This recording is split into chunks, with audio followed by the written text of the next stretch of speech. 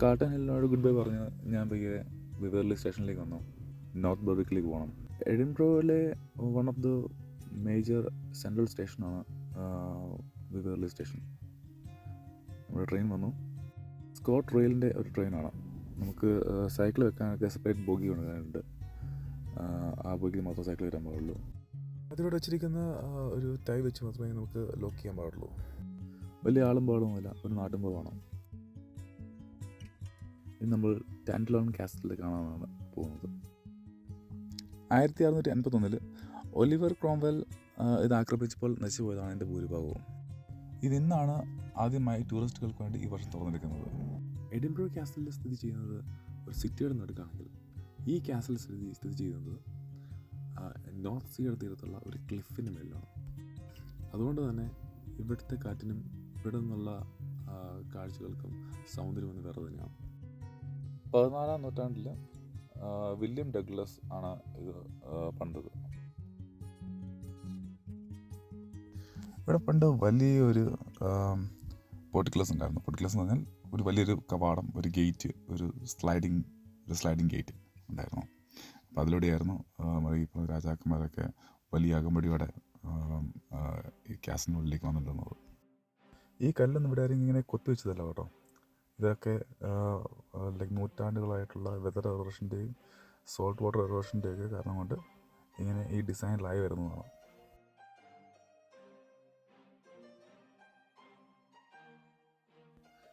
ആയിരത്തി 1651 Oliver Cromwell ആണ് ഇതിനെ അവസാനമായിട്ട് അറ്റാക്ക് ചെയ്തത്. ആ അറ്റാക്കിലാണ് ഇത് ഒരു മേജർ ഡിസ്ട്രക്ഷൻ ആയിപ്പോയത്. ഇതന്നത്തെ ഒരു മേജർ സീ ഗേറ്റാണ്. സീ ഗേറ്റ് എന്ന് പറയുമ്പം നമ്മൾ കടലിലൂടെ നമ്മൾ എത്തിക്കുന്ന സാധാരണ സാമഗ്രികൾ, എക്യുപ്മെൻറ്റ്സ്, മെഷീൻസ് അല്ലെങ്കിൽ ഫുഡ് ഐറ്റംസ് ഇതൊക്കെ കാസിലേക്ക് എത്തിക്കുന്ന ഒരു ഹോയിസ്റ്റിംഗ് മെക്കാനിസം ഉണ്ടായിരുന്നു.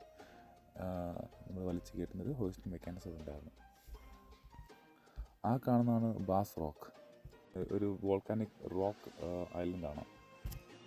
നോർത്തേൺ ഗാനറ്റ് എന്ന് പറയുന്ന പക്ഷികളുടെ ഒരു വലിയൊരു ആവാസ വ്യവസ്ഥയാണ് ഇവിടെ ഉണ്ടാവില്ല. ഇതാണ് ഈസ്റ്റ് ടവർ. ഇവിടെയാണ് സ്റ്റാഫും ഗസ്റ്റുകളൊക്കെ ഉണ്ടായിരുന്നത്. ആ കാണുന്ന രണ്ടാമത്തെ ടവറിലാണ് സീനിയർ ഒഫീഷ്യൽസും ഫാമിലീസും താമസിക്കുന്നത്. അതാണ് ഡഗ്ലസ് ടവർ. അവിടെയാണ് ഡഗ്ലസ് രാജാവും കുടുംബമൊക്കെ താമസിക്കുന്നത്. ആ കെട്ട് കണ്ടില്ലേ, അത് പണ്ട് വലിയൊരു മതിലായിരുന്നു. ഈ രണ്ട് സൈഡായിട്ട് ഈ കോർട്ട്യാർഡിനെ തിരിക്കുന്ന ഒരു വലിയ മതിലായിരുന്നു.